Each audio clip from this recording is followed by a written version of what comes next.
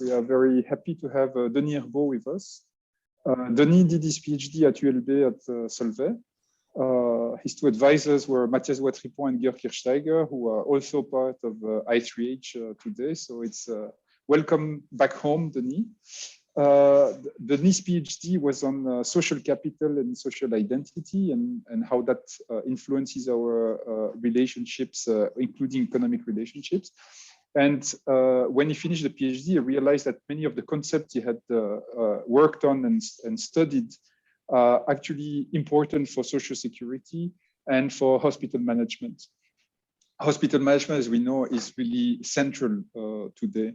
And so his ambition for the coming years is to refocus the concept of health safety from an actor-centric concept, like how do you improve health safety in a hospital or in a care home, etc., to shifting the focus to a patient view. And that would indeed facilitate the way the patient can go from one actor to another. So Denis, we are really, really happy to have you today. You have an hour and a half, including the questions. So welcome. Thank you for accepting to participate despite the difficult circumstances and having to do that online. The floor is yours. Thank you, and thank you for having me. So I will share my screen. Hopefully it works. So thanks for the invitation, and thank you for giving me the opportunity to come back home, even if I've never really left home, as you said. But I'm really happy to be here today and to briefly talk to you about one of the main... I forgot one important thing. Yeah. The way this happened was actually that Denis created this ASBL, the PAQS Foundation. So sorry for missing that. It's okay, no problem. So I'm really happy to be able to share with you some ideas and some facts and some research that has been going on all over the world around patient safety in healthcare. And so I entitled my presentation "Safety First in Healthcare." Really. I did not mean to be really provocative, but a little bit, because I think it's important to ask ourselves this kind of question and to really try to make sure that when people are using our healthcare system, they can do it in a safely manner. And as we will see throughout the presentation, it's not always the case. So this is it for the title. So Michael already gave some highlights of my short bios. So I did my PhD in economics and management at ULB. I also get a university certificate on quality management. And now most of the time I'm spending it outside the ULB, as I'm the CEO of PAQS asbl, and I will briefly explain to you what PAQS is about in a few minutes. But I'm also Chief Operating Officer at Solvay, which is an hospital association. Actually, that's where I started my career outside the ULB back in 2009. And it's from that position that I created PAQS, but again, I'll come back to that in a minute. I'm still a bit at home since I'm teaching some of economics at ULB, and I'm also senior fellow at I3h, and I'm also doing some research at the UC Louvain on integrated care, but that again, I'll come back to this in a minute. That's briefly for my beginning of career, short bios. So as Michael said, my PhD was on the economics of interpersonal relationships, and I spent some years on focusing and studying how concepts such as social capital, social norms, and social identity can impact the kind of traditional economic equilibria. So after leaving the ULB, I did not pursue this kind of topics. But again, as you will also see throughout the presentation, this kind of how people are interacting are one of the main causes of safety issues in healthcare. And so actually, I'm not that far from all the research I did kind of more than 10 years ago now. So I'm not going to speak in details about that. And I'm not going to speak in details about one other topic that I really like, and some of you know that I like this. I'm a big fan of Mickey and Disneyland. So I'm not going to speak about Mickey and Disneyland right now, but there also I will pick a few things of how Walt Disney Company and Disney resorts are managed, and to what extent they are focusing on some issues. And as you will see, there are also kind of relationship between and ways that this kind of management and this kind of thinking could be applied to some extent to healthcare sector, and how we could try to adapt some of these concepts. Again, I'll come to that in a minute. So as Michael said, I was at the origin of PAQS, which is a really small organization. We're 9 people now. And we've basically been created to promote and support quality of care and patient safety improvement in Brussels and Wallonia. Long story short, basically the original idea almost 10 years ago now was to try to be a little bit more efficient in the support that we may organize and provide to healthcare institutions in terms of quality improvement. The idea was there are many stakeholders in the sector that we're trying to support these quality improvement initiatives, and the idea of PAQS was to kind of putting everybody and the resources that everybody had together, so that we could be more efficient in supporting this quality improvement initiative. So that was really the idea at the time, and we started focusing only on hospital accreditation. That is how an hospital is organized with respect to some international standard. Again, I'll come back to that in a minute. And we slightly moved to a broader scope of activities involving, on one side, improvement methodology, and on the other side, patient safety, which is a real issue, as we will see in this presentation. So we're not for profit. We are mostly publicly financed by regional authorities, by Mutualité, which is basically public insurance company here in Belgium, in Wallonia, Brussels, and Flanders also, and also through fee getting from hospital association.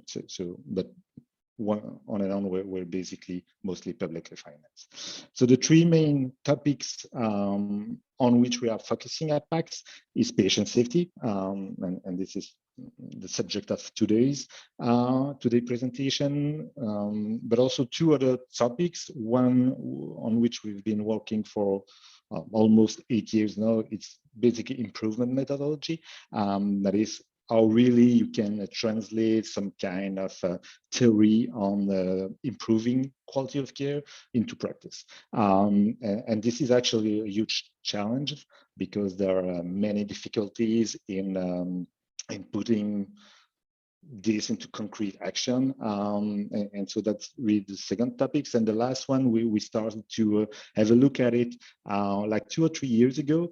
And this last topic, and I gave a lesson at I3h like 10 months ago on integrated health system. And the original idea beyond that is that patient safety issues obviously arise in hospitals, but it also arises in long-term care and on primary care. And so it is really important also to not to work only on improving patient safety inside one kind of institution, but really to move to a more system-wide approach, because more and more we are trying to have a healthcare system that is organized in a more transversal way. So more and more patients will be asked to move from hospital care or acute care to long-term care, then back at home with some home care, and then to general practitioner. And so it's really important to think of how this pathways is organized, and making sure that all parts of this pathway is organized in a safety manner. So it's really kind of a public health challenge for next years, and we really have to work on that. So you probably understand by now that basically we're working on quality of care actually. And when saying that we are working on quality of care lead to the first question that we have to ask ourselves. In Belgium, do we have a good healthcare system? That is a system that delivers care of high quality. There are many survey, many data that try to explore this. It's something that it's really hard to measure. And there's always a lot of questions that arise from any of this data set, but anyway, we have to pick something. So this is a first figure coming from a survey at the European level. It's kind of old now, it's 7-8 years old, but it's probably still accurate if you forget about the COVID-19 crisis. And basically in this survey, they ask samples of a citizen in each European country. How would you evaluate the overall quality of healthcare in your country? So basically, do we have good healthcare? Do we have a good system? And so this is the result, a bit small, I apologize for this, but you probably see that Belgium is the first, and is on the first rank, and we have kind of 97% of the sample of people that said, yes, we have a good healthcare in Belgium, in our country. So this is a pretty good result. Of course, it's something subjective, it's a perception, but anyway, that's the first result. I'll come to that in a minute. So speaking about quality of care and then potentially improving quality of care if the quality is not good or not sufficiently good, it's important to have a look at basically how the health system is designed and how this design impact what it's supposed to impact, that is the health status. So this graph comes from a website. You have the reference on the slide. It's Healthy Belgium, and if you have some time and if this is of interest to you, I really recommend you to go to this website. And there's a lot of statistics, and this one of the few places in Belgium where you can find some statistics and some figures on healthcare system and how its performance is. You want to say something, Michael? Yes, I agree with you with the quality, the overall quality of the system. I also feel very proud to be in a country that delivers such high quality care. Yes, exactly. Maybe you're going to that on several of the more harder indicators, like life expectancy, like survival, post-cancer treatment, etc. We are not faring always so well. Another thing I was surprised to discover is that the cost of healthcare is actually higher in Belgium than, say, in France, Sweden, etc. So are you coming to that, or do you want to comment? Not for the cost of care. I do not focus this presentation on kind of efficiency of healthcare system. Maybe for next one. I meant access. I mean the cost for poor patients to access medicine, frontline medicine. Yeah, you're right. I briefly speak about that, but really briefly because this presentation is about patient safety, but you're perfectly right. So in terms of life expectancy and survival rate after many cancers, actually Belgium is not so bad. It's kind of indicators in which we perform quite good, and all in all, cancer treatment in Belgium are one also of the few fields that in which we are pretty good organized, and we have pretty good data to follow that and to improve how treatment is organized. But you're perfectly right in terms of equity, so accessibility from a financial point of view. In a way, we are one of the few countries where almost everybody is covered by the public health insurance, but you're right that people with low income has some difficulties to have access to some specialties, to dental care. We know that low income use less prevention and etc. So that's an issue in Belgium. That's not the focus of the presentation, but that's an issue, and that's an issue on which government is actually working right now. So in the next budget to 2022, so next year, there are substantial new investment made into improving accessibility in terms of financial accessibility. But that's an issue in Belgium. Yeah. Thank you. Matthias? Oh, yes, so thank you very much. I wanted to make a bit the same point as Michael. I think I once saw a paper from the Flemish Academy by Eric Skokaert, which was saying something like the healthcare system in Belgium is only average in Europe, but Belgians are very happy about it.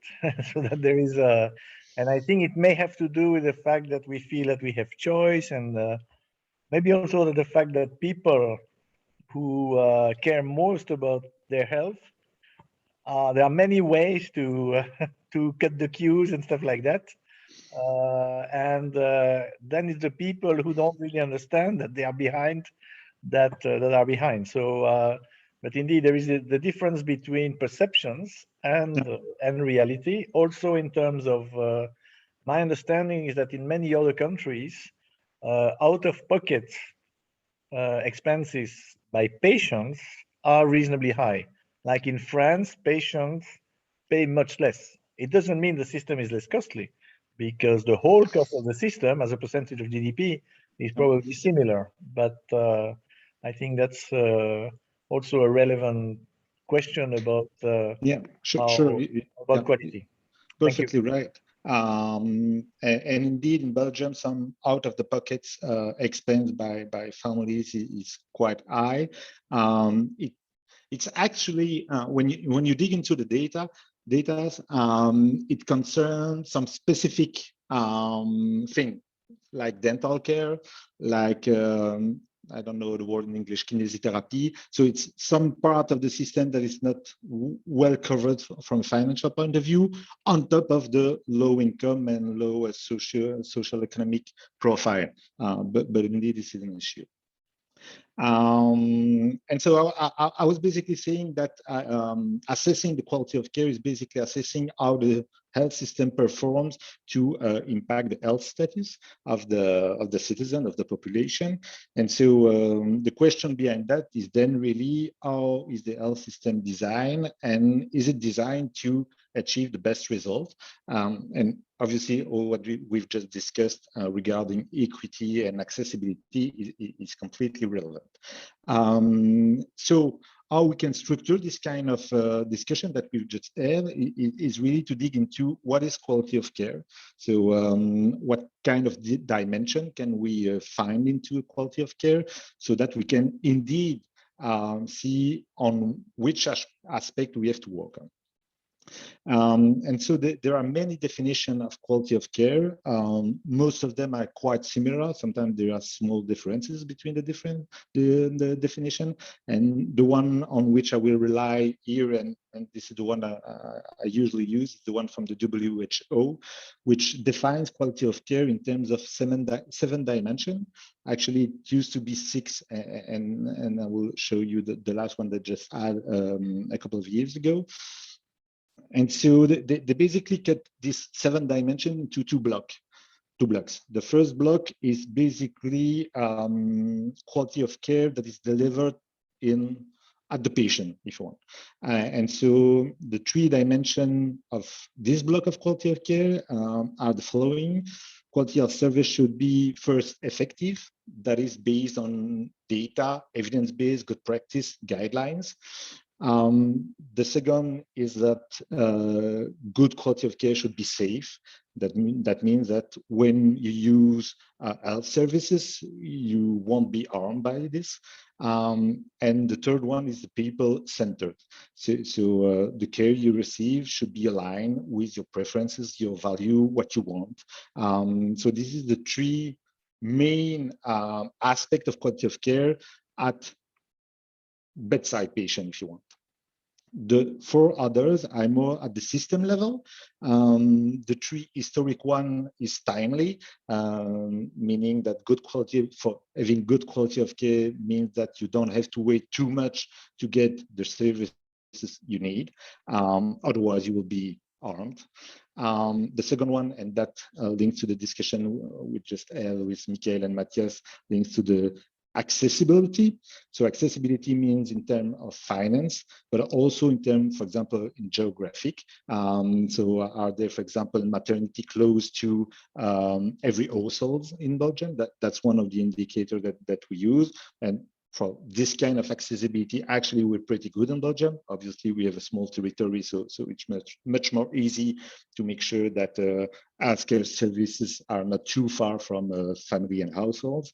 But this kind of thing. And finally, still at the system level, we have the efficiency. That is, do we waste money or not in providing health services? So that's the 6th historic dimension of quality of care that has been put forward by the WHO. And more recently, they had a 7th one that is put into the system-wide approach that is integrated. And we also briefly already discussed this kind of this dimension.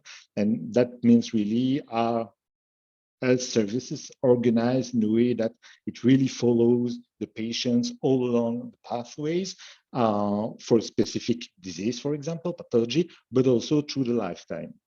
And this is obviously also important that the health system is organized, having in mind that it's really all the life of each citizen that has to be covered by this health system. So that's the dimension. Again, on the website healthbelgium.be, you can find a lot of information about that and a lot of figures. Michael? If I understand, you're focusing on not on prevention, but on cure. Yes, because yeah. This really the quality of care that is delivered. So it's not the prevention. Yeah. Thank you. And so in Belgium, some elements, so there's the specific figures, but again, you can have a look at that on healthbelgium.be. On, for example, efficiency at the system level then, for example, we are quite well organized in terms of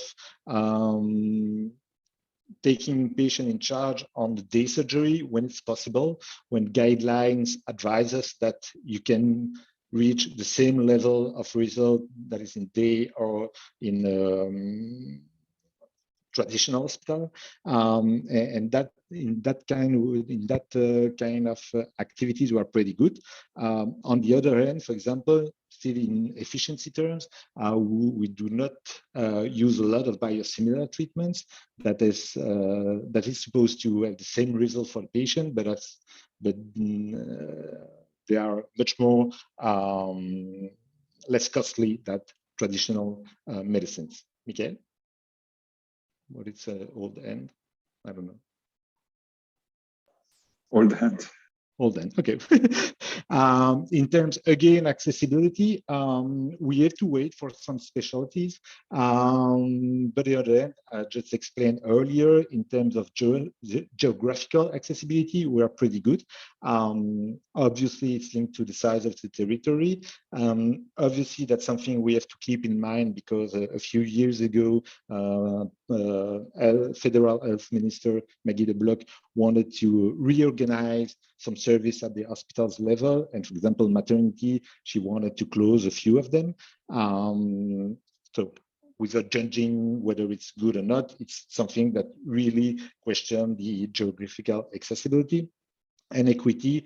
We also know, and we obviously already talked about that we're not that good, and this kind of huge work to be done on this issue. So that's a few indication at the system level. Again, as Matthias said, we have a average good maybe system, but there's really things that has to be improved in our healthcare system.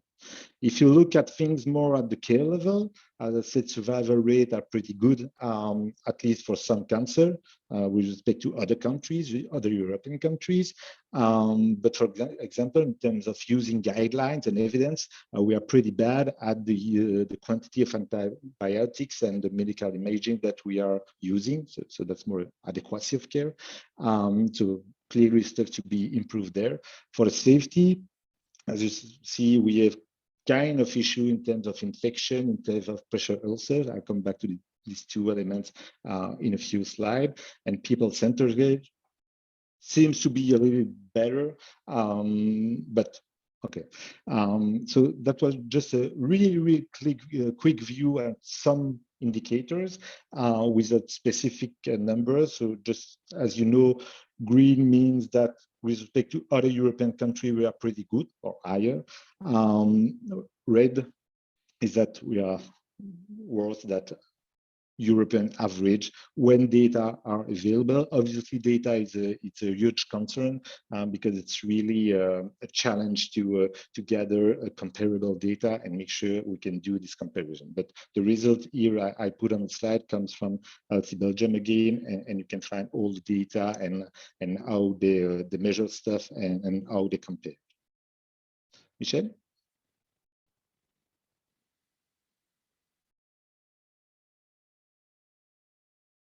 We do not hear you, Michel. I'm sorry, one or two comments. I think that the reason people are rather happy with our system might be linked to one of our major weaknesses, is that as patients, we are quite free to select the doctor we want, which is a good thing. But the problem is that, especially in the French part of Belgium, people tend to go directly to the specialist. And this is not good, both in terms of care, in terms of finances. And obviously people might be happy because they feel completely free. As you know, in other countries, it's much better organized, and there is a GP who, and you have a dossier which is there and which gather all the relevant information, which we don't have in Belgium. Again, there are differences across the, you know, Wallonia, Brussels versus Flanders. But I think that when you talk about efficiency, effectiveness of the system, this is a very important element to take into consideration. Over. Yeah, you're completely right. Well, there's the intent from the authorities to improve this kind of organization. That is, you have to go first through GP before going to more specialized doctors. There are also some incentives to make sure that every Belgian citizen has an electronic health record managed by the GP, and that can be accessed by other stakeholders of the system when needed. So, for example, in terms of e-health roadmap and e-health plan, we are now at the third e-health plan, and they are developing the roadmap for next year and the 3 years after. So they're trying to improve this kind of organization and make sure we go through general practitioner, and that we have data that can, in a way, travel with the patient towards doctors, institution, etc. But there's still room for improvement, and you're right. Usually it's what, for the moment at least, better in Flanders than in Wallonia and Brussels. Especially in Brussels, a large share, I don't remember the exact figures, but a large share of the population does not have a GP. And that leads us to the problem that we do not have enough GP in Belgium, and that the situation will probably worsen in the next years. But I don't know if it's still an end, Michel, or if it's an old one. I continue. Thank you for your answer. I think that it's just that, you know, very often I hear we have the best system in Europe or in the world, and personally, I don't agree with that. For the reason I just mentioned, I don't think that, and this is something that, you know, patients themselves probably cannot realize, but as a doctor, when I compare and when I see the weaknesses of this system, at least, you know, in Brussels and Wallonia, I think it's important to mention, and I will make other comments about prevention later, but I want to let you move. Okay, going then to, we went through what is quality of care, how it impacts the system, and now, since there are obviously room for improvement, how can we improve quality of care? So I will focus, because that's the area on which PAQS is working, on the 3 dimensions of quality of care that is linked to the bedside patient, and that is effectiveness, safety, and person-oriented. And in a few slides, I will then make a focus on specifically on safety. So the WHO produced a report by late 2019, just before the COVID-19 crisis, on the different strategy that can be used to improve quality of care, again, on these 3 dimensions: effectiveness, safety, and person-centered. And on this graph, you find the main strategy that are described in this report. The color does not assess the effectiveness of the strategy, but it assesses more or less on a subjective way to what extent these strategies exist or not in Belgium. And so the green ones are the strategy that I think are the mostly implemented here in Belgium. And this strategy to improve quality of care is basically training of professionals. And we have a lot of things that are in place. Not everything is perfect, of course, but we are quite careful about how physician, nurse, and any other healthcare professional are trained, from the basic training to continuous training. There is a new law on quality of healthcare practice that was supposed to be implemented on the 1st of July of this year. That was delayed by 1 year because it takes time to make everything right. But in terms of training professionals, I think we have quite good strategy here in Belgium. The same is true for the healthcare facilities. So you have to know that we are one of the few countries that have, for hospitals, for example, the law on hospitals since 1963. And there's a lot of things in it to make sure that healthcare hospitals, but also other kind of facilities like long-term care, nursing homes, etc., are built and designed the way it needs to be to make sure the quality of care is good. We have also a lot of clinical guidelines that are produced by various professional associations, federal agency, etc. We also have kind of audit and feedback organized at the hospitals level by INAMI, which is at the federal level. And this is really to try to understand why some hospitals do not perform as the others in terms of organize some pathways, care pathways. And we also have a pay-for-performance system, which is probably not the best strategy to improve quality, but anyhow, we have a pay-for-performance system for acute hospitals since 2018. Michel? Yes, just a short comment about training and information and continuous education. What I can tell you is that in terms of COVID-19, it's really tragic. Try to discuss with the GP the information they get about how they manage the patient. Just go to the Sensanio website and look at the guidelines for COVID-19, and you will understand that we are not so well organized. Over. No, you're right. Well, COVID-19 is probably not the thing that we manage the best in Belgium, as in many other countries, by the way, in terms of information and clinical guidelines into that. So that's for sure.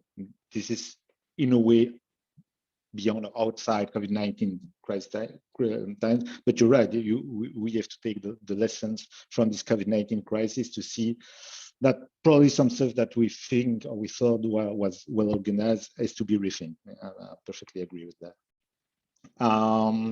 Regarding kind of not so well implemented strategy, but existing one, you'll find the health technology assessment, which is realized for medication, for example, for some medical device. There are also studies done by the KCE, which is the Federal Center for Knowledge in Healthcare, etc. But with lack of a federal agency doing only that, with respect to other countries which have this kind of institution. Clinical pathways, there's a lot of clinical pathways in Flanders, not so much in Wallonia and Brussels, or this is probably one of the most effective strategy to improve quality of care. It's really to describe the pathway and then to make sure it is applied to produce the best possible outcomes for the patient. We have some public reporting, but it's not really a global and current strategy at the federal regional level. And finally, with regard to external institutional strategies, we have some of these, and one of the main is the hospital accreditation process that has been launched in Flanders between 2005 and 2009, and which started a little bit later in Wallonia and Brussels around 2012-13. But all institutions are not involved in this kind of process to really think of how they are organized with respect to international standard. And yeah, so this probably is still a strategy that has to be more implemented. Finally, the red one, and this is the topic of today, is all regarding patient safety strategies. There's precisely lacking in Belgium. So we have some initiatives that focus on specific issues, for example, medication or hygiene, this kind of stuff, but we do not have like a global approach, system-wide approach on patient safety strategy. And you can find this approach in other countries. You can find this kind of approach in the NHS, in France, in the United States and Canada, in most of the Nordic countries. So this is really something that is lacking.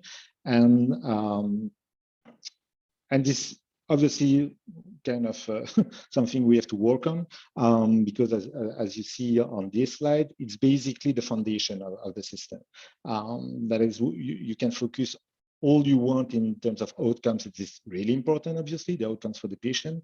You can focus on the experience for the patient. It's also really important.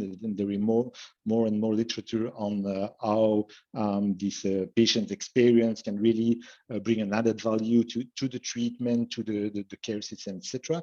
But safety is kind of the foundation of the system. So you cannot have a good outcomes, a good experience if you cannot guarantee the safety of the patient that use the service provided. And so this is really something that needs to be worked on, and that's one of the main reasons why PAQS is focusing on specifically these issues. So if we continue to dig now, we start by the system health status, how the system is organized, then how quality of care can be improved, focusing on the patient bedside, on the 3 dimensions, and now really going more on safety. Usually, when we talk about safety in healthcare, we often compare that to aviation. Actually, there's a lot of tools and resources that has been inspired by what they are doing in aviation in terms of safety. And so it's interesting to look a little bit at the figures there. And on this graph, you see that there's been a huge improvement in terms of safety in aviation. And now we have something like 1 death per 100 million passengers in aviation. So that's pretty good. The question is it the same in healthcare? Either it is not. Just as you know, I'm a big fan of Mickey. I'm a big fan of Disneyland. And actually, it's not only in aviation that safety is a priority. If you look at how Walt Disney Company managed their, for example, theme parks, there are 5 values, they call it 5 keys, that is supposed to be implemented to make sure that Disney reach the outcome they want, that is making a lot of money. To make a lot of money, basically, you have to make sure that visitors come a first time, pay a lot of money, and come back. And so basically, these keys, these values are there to make sure this happens. And they are working like on a priority. So if I'm starting from the right, the efficiency, there's a lot of people, so you make sure that you have to make sure that everything is well organized. There's the show, you enter kind of in a stage, you are somewhere else. Inclusion, that's the fifth one that they just include a few months ago. Courtesy is how they welcome you. And the first priority in Disney is safety. So basically everything else can disappear if there is a risk for the visitor, but also for the workers, and that's really important. Safety is not only for the visitor, it's also for the workers. So there are really other sectors beside aviation where safety is a priority. And so the question is it also the case in healthcare? So I'm taking the first figure that I gave you, that is most Belgians are quite happy with their system, and we discussed this a few times since the beginning of this presentation. And in the same survey, there were other questions about the health system and the quality of the health system. And the second question was how likely do you think it is that patient could be harmed by hospital care? And there, as you see, we are much more below than the first one, because 49% of the people of the sample was basically thinking that it's likely that patient can be harmed by hospital care. So that's not really good news. Again, it's subjective, but it gives you some lead that, as Michel, for example, said, people think or say, yes, quite a good system because we have services available, we can choose. But when you dig into some of the aspects, you realize that it's not that good. And if we go one step further, another question was, have you or a member of family ever experienced an adverse event? And I will come back to the concept of adverse event later when receiving healthcare. And basically, we found out, or they found out, that 27% of the sample indeed experienced or have some family member that experienced adverse event during receiving healthcare or using health services. So that would mean that indeed, as previously said, our system is not that good in terms of equity, we discussed this, but obviously also in terms of safety. Okay. I am quite skeptical about this question. You and I supervised the students who was comparing Sweden and Belgium. And Sweden pays a lot of attention to these adverse events. They have to file them, record them, and that's the way they were reducing these adverse events in a very proactive manner. So it seems to me that people are made very aware of adverse events in Sweden, which seems to be the worst country in Europe, according to this data. And so these comparisons seem to be more about whether people talk about it than whether people actually experience it. Yeah, sure. It's not an objective measures. I mean, it's not saying that's the reality that happens. I mean, it's that bad that it seems to reverse yeah, it could be. causality. No. Yeah, could be, but I'll come back to some more precise figure in a minute. But you're right, exactly. It just to make the link with the first figures. So looking more specifically on patient safety, that's something that popped up in healthcare at the end of the 90s, 1999 actually, where which year the Institute of Medicine published a book which is called "To Err is Human," with the first do no harm above the cover. And it was basically the first time that there's been real research about our health system and the safety into our health system. That's the American system, obviously, but anyhow, anyway. And so it was the first time that really someone came, or an institution came to the conclusion that our healthcare system, or at least their healthcare system, was not that good because it was harming people. and it was probably harming a lot of people. And this kind of opened the way to a lot of research, a lot of work to see, is it true? Do we harm people? And if it is true, how can we improve the situation? How can we kind of solve these issues? Patient safety is really something, as I said, that popped up by the late 90s. And that is at least partly linked to the complexity of our healthcare system. And the bad news is getting more and more complex, coming to a point that is almost impossible to avoid all harm. That is targeting zero harm for patient is kind of literally impossible. But these patient safety issues is really linked to this complexity.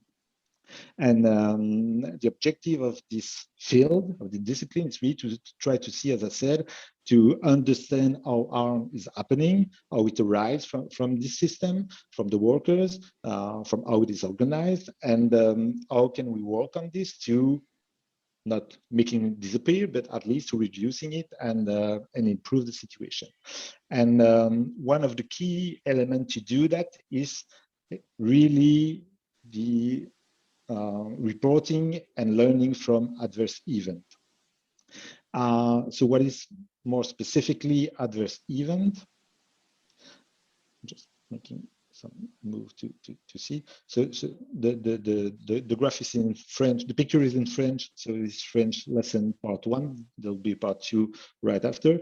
But basically, you see for those of you who do not speak French, it's basically a surgeon that is operating, and it is the wrong patient. So it's a bit extreme, but it's not completely virtual. It could happen. And so an adverse event is defined by the WHO as something that arises and it was not expected, not desirable, and that can harm the patient. That can be something quite slight, that can be solved quite fast, but it's also something that can have quite a, I mean, ce que tu dis? Micro ouvert, can have a kind of huge impact on the patient. So basically, you just keep in mind that an adverse event is something that is happening and that was not supposed to. And how this kind of adverse event can arise? Well, to understand that, we often use this kind of Swiss cheese model, which is actually model of reason. Maybe you saw that in trying to explain COVID-19 crisis and why some stuff is working, why other stuff are not. But it's really used for a long time now in the healthcare sector to explain how this kind of harm can arise, and then obviously how we can try to solve it. And so the idea beyond the Swiss cheese model, or the reason model, which is the right name of it, is basically that, as I said, healthcare system is a really complex system, that you have a lot of workers, you have the organization as a whole, you have the funding and the resources of the system, all the technical aspect, the providers, but also the providers that are working in teams, etc. And the idea is that the system is so complex that it's almost impossible to organize it perfectly at all stages. So there is some gap or some misdesign part of the system, and the harm may arise when all these gaps are aligned. That is, when some of the barriers are not working well and allow this kind of harm to arise. So as you can see from this slide, what I really want to emphasize here is that adverse events are most of the time linked to how the system is organized. So it is really an organization issue, a management issue, much more than a clinical issue. It's pretty rare that an adverse event is the fault of a single actor. Michel? Your microphone. Yeah. Yes, and I know that there is a remark or a question which might be related to my comment. I must say that I'm a bit surprised by by this. The major issue now in hospital in terms of patient safety, and I will make a comment related to the COVID-19, is really nosocomial infection. I don't have the figure here, but in terms of patients affected by multi-resistant bacteria, the cost for society, and as you know, the G7 or the G20 put this really as a top priority in terms of public health. So I think that when we talk about patient safety, I mean, we should put some order there. And really, as we speak, the major issue is this one. Now, what's the cause of this? There are many. Obviously, the healthcare professionals must be trained in terms of adequate hygiene, and doctors must be trained in terms of the right prescription of antibiotics, including within the hospitals. And obviously, the organization of the hospitals is key. And you know, this is really a timely discussion because, as you know, there is this question about the vaccination against COVID-19 of healthcare professionals. This is really, and this has been demonstrated in at least 2 American studies, institutions in which you have a deficit of vaccinated people among the healthcare professional means more patients affected by the disease. And when you are hospitalized, when you get COVID-19, really, it's a bad prognosis. So I think that it's very important. I mean, this is a nice slide, and I would say that it's a bit theoretical to my mind, but I think that the other way is to start from the real problem. And I really think that nosocomial infections, as we speak, is really a top priority that should be addressed indeed by the adequate policies, the adequate training. I know that there is someone who would like to comment on the environment of the hospital to make sure that we take all the measure to avoid that microbes would stay on instruments or in hospital facilities. So there are indeed different aspects, but I would like to emphasize this because I'm not sure I will be able to stay until the end of this seminar, but I think it's very important that everyone realize that in terms of patient safety, that's very important. And I think that it's not that complex. You mentioned complexity. It's true that there is a level of complexity when you think about a number of medical errors. It's a bit like when you have a plane crash. Usually there are many causes, it's complex. It's true, it might also happen in the medical field. You are fully right. But there are also some safety issues which are rather simple, straightforward, and quite easy to address. And you know, there are those 2 dimensions. I don't want to be longer, but I was just willing to make this comment. Yeah, no, I think you're right with respect to nosocomial infection, and that this is really important. So that's totally true. But what you can observe from many studies is that there is also many other type of adverse events. I don't know to which degree they are more important or less important, but there are many problems in terms of teamwork, good communication, handovers, falls, pressures that have also a huge impact both on the public on the health aspect, but also on the economic aspect. And so obviously nosocomial infection are really important, but there are also many other kind of adverse event that is happening and on which it's important to work. And the point here is that all these underlying organizational aspect has to be tackled to kind of improve the situation of the different kind of adverse event.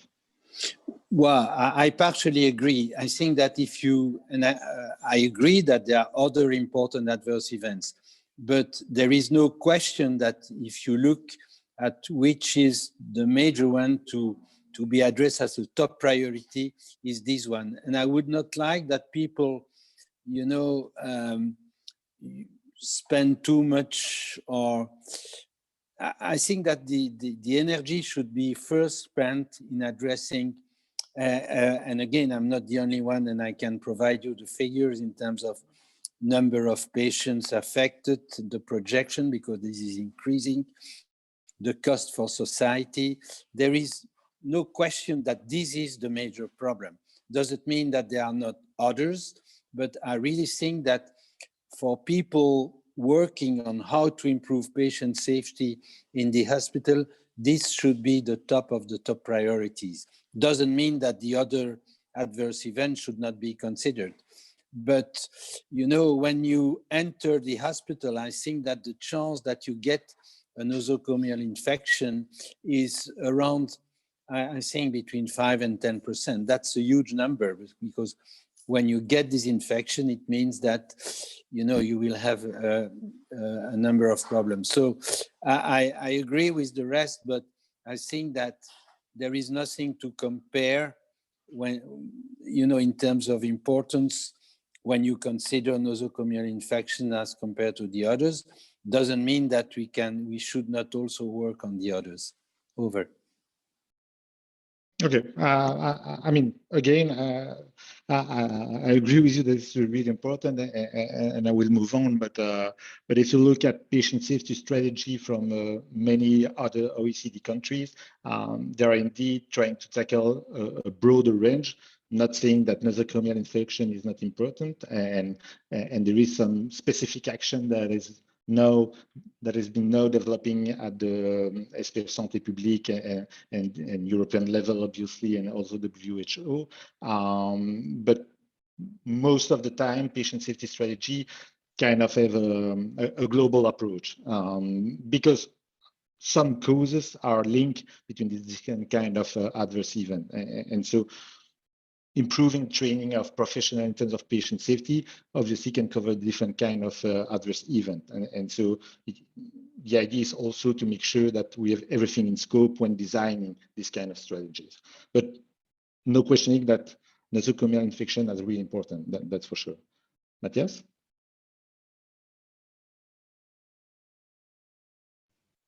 Yes, not being an expert on this, but I think it's important to have numbers, and I thought what Michel said about 5 to 10% looks huge indeed, and maybe are easier to bring down than maybe more structural things, like, for example, I guess the hyper specialization of medicine, which may mean that indeed, even though you look at side effects and all that, but I think you hear many stories about people ending up in poor shape because they were treated for one thing, and then they hadn't thought enough about other weaknesses. Moreover, the issue of prevention, to which indeed Michel will come back, he said, these are things in a sense. I mean, it would be nice to have an idea of the size of the problem and the cost of a solution so as to know where to direct the energy. I mean, in that sense, I thought nosocomial problems seem to be a good candidate in terms of high value for money. But thank you. Yeah, no, I have some figures, so I will go on and coming back maybe to some question later on. not moving. I don't know why. No, it's moving. Okay. So precisely, if we come to the patient safety and assessing patient safety, so as I show you, aviation, we are now at 1 death per 100 million passengers. Regarding healthcare, so and figures, and addressing right now the aspect of figures, actually we do not have an exhaustive view of adverse event in Belgium. So we did not run really a full study starting from the health record of patient to have an assessment of the exact situation where we stand. So if you take a different study from OECD country, all of them reach a conclusion that 1 admission on 10, so 1 patient on 10 will experience at least 1 adverse event. And if you look at the death caused by this adverse event, so studies are more precise because causality is sometimes quite hard to establish, and things has to be recorded in the health record, etc. So we must be really careful with the figures again, but it could be like 2 deaths per 1,000 patients. So if you take this kind of international literature figures and try to apply that in Belgium, you end up with kind of 250,000 patients experience at least 1 adverse event per year. And we could have something like 5,000 deaths a year linked to adverse event. Again, we do not have a full study here in Belgium regarding this kind of event and the causality. So that comes really from more international study, OECD countries, that may be slightly different, but that gives you an idea of the global issue and the global problem.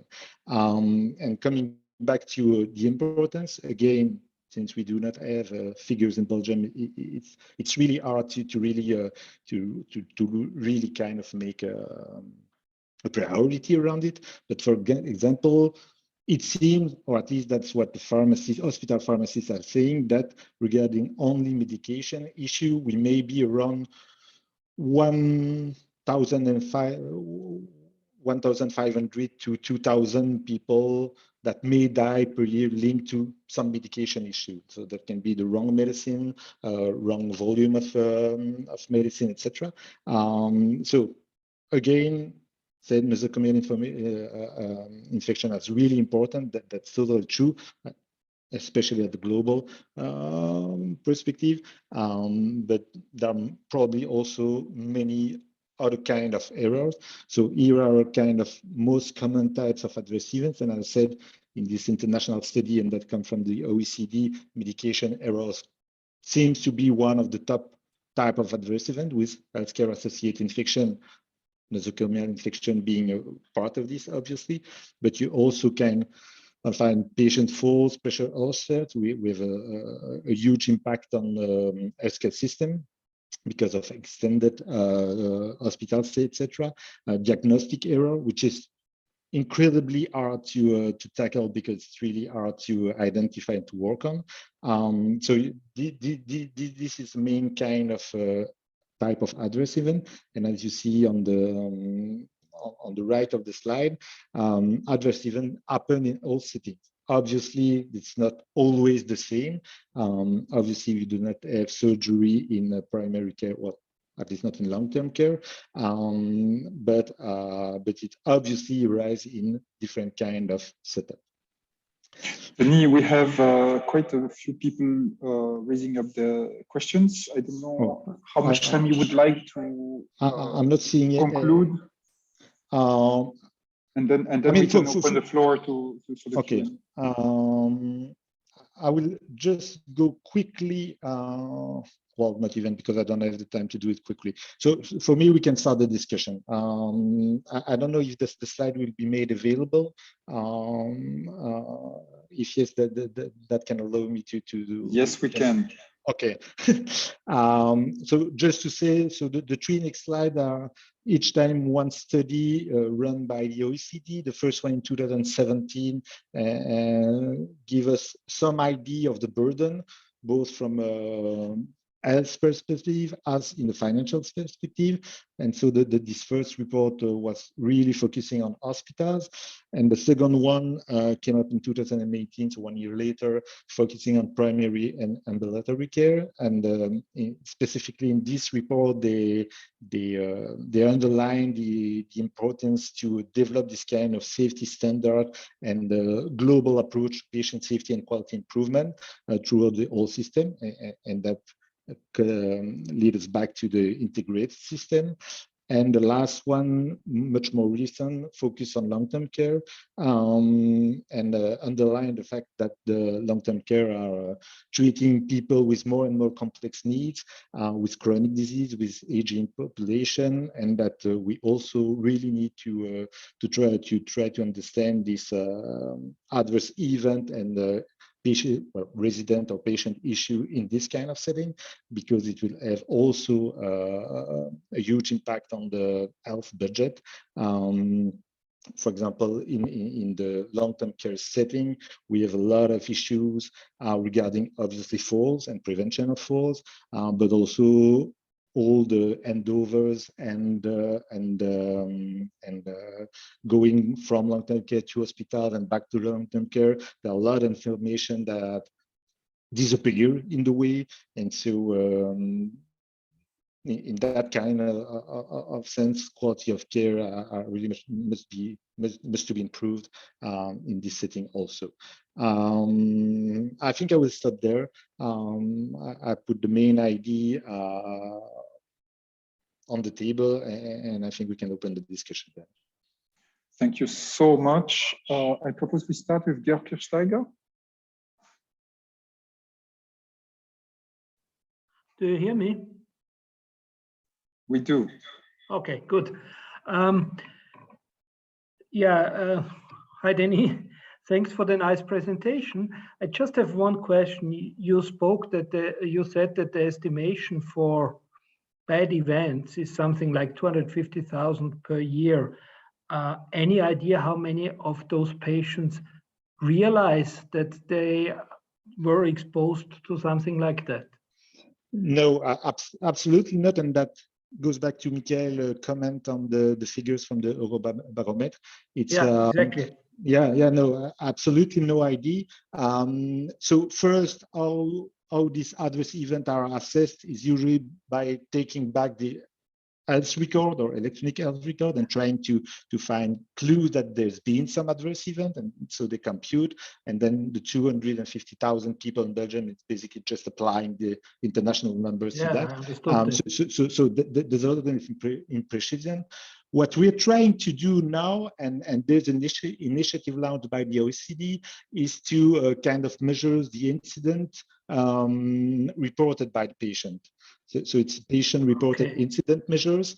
So we've been working for like 5 to 10 years now on patient-reported outcomes measures. So how the patient feel with the treatment. Then we move to, or we add the patient-reported experience measures. And now we're trying, well, OECD is trying, and we are running a pilot project here in Belgium with that, to have some incident reported by the patient, to see to what extent it fits with this kind of study, or to what extent give us additional information that may help to improve the system. Yeah, okay. No, because exactly as you said, the patient's perception of what is a good treatment and what is not a good treatment might be completely different from what it actually is.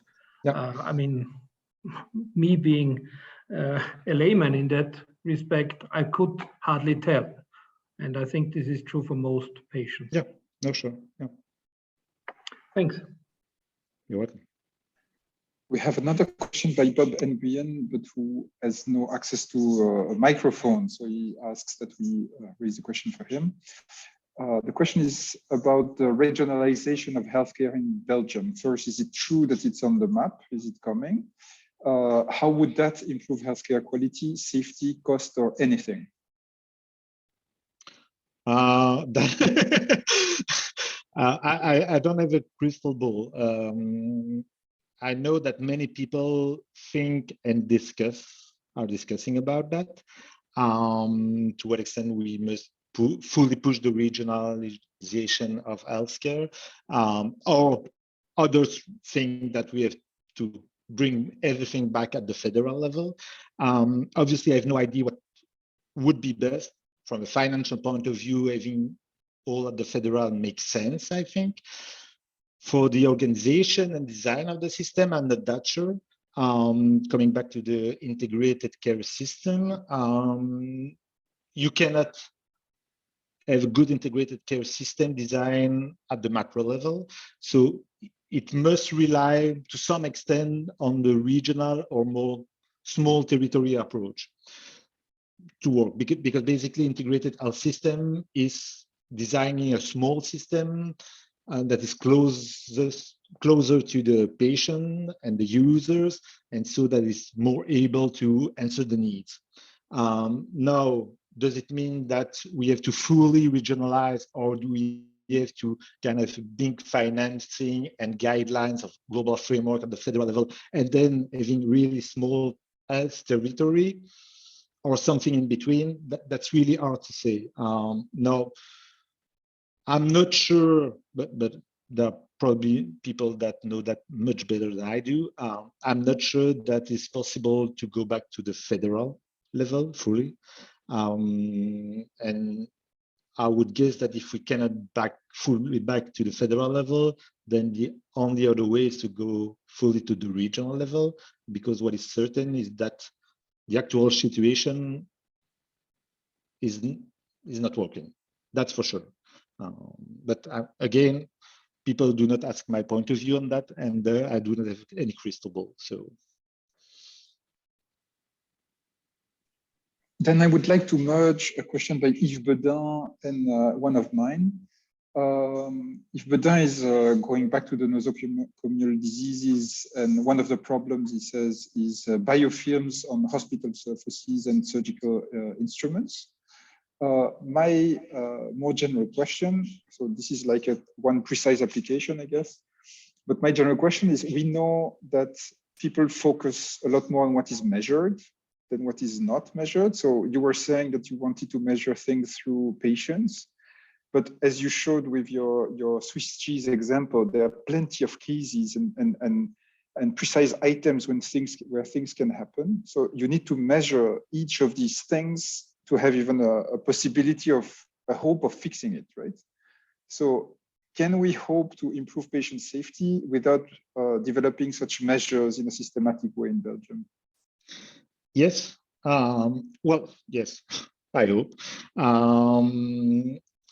One key issues, one actual field of research in healthcare is applying a high reliability organization framework to healthcare.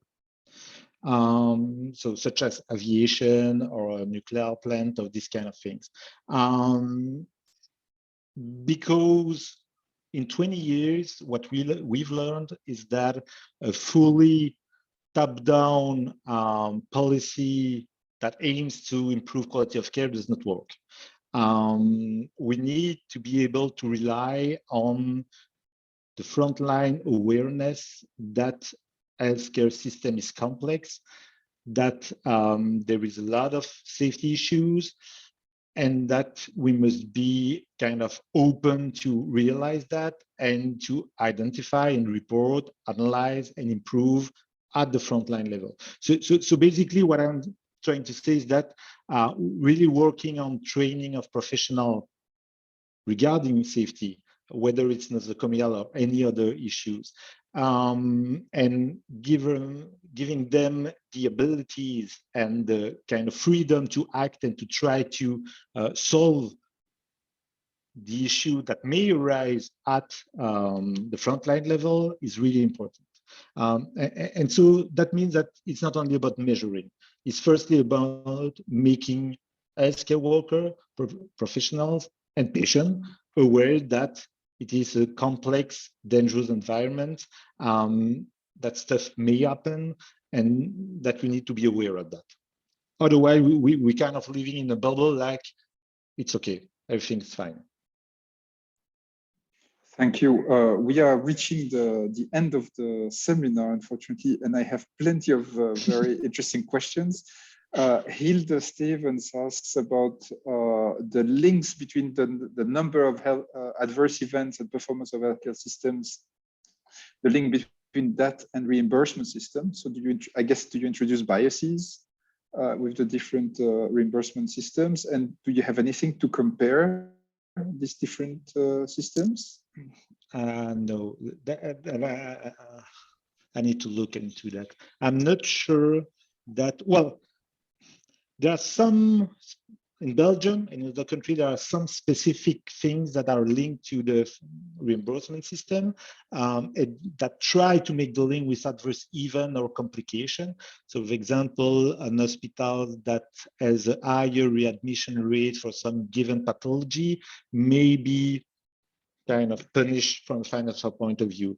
But it's really, really hard to measure because first of all, you can go at one hospital and being readmitted in another one, and then the whole system, I mean, reimbursement system falling down because you cannot link the two. So it's really hard to compute, and I'm not sure it's the most effective way to do it.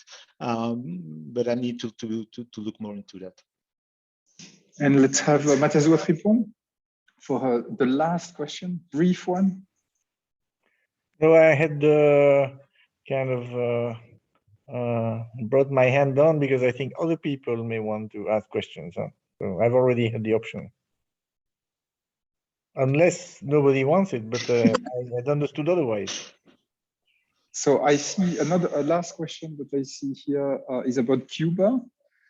How can we be inspired by Cuba? The argument here is that the doctors, the practitioners know a lot about the different habits and the daily life of patients, and that seems to make the system more efficient. I personally want to make the cautionary remark that typically the data we get from countries that are not fully democratic, the data are not fully revealing of the true situation. So I don't know in this case, but maybe you do, Denis. I really don't know the Cuban system, so I'm completely unable to answer this kind of question. But what is true, and again, going back to integrated health system, is that if things are mostly organized in closed circle around population and kind of homogeneous type of population, the system should be more effective in the way that you can then put the emphasis on the specific needs of some people. That's for sure. And what is sure also is that our system in Belgium, as in many other OECD countries, is really too top down to make this possible. But there is disconnected. Yeah, I mean, it's not that simple because in terms of contract theory, how you make the cut between what you are responsible for and the guidelines you must follow from the macro level to the more flexibility you need on the front line to adjust to the patient and family and citizen needs. It's a complex question. But the proximity is an element, probably one of the key.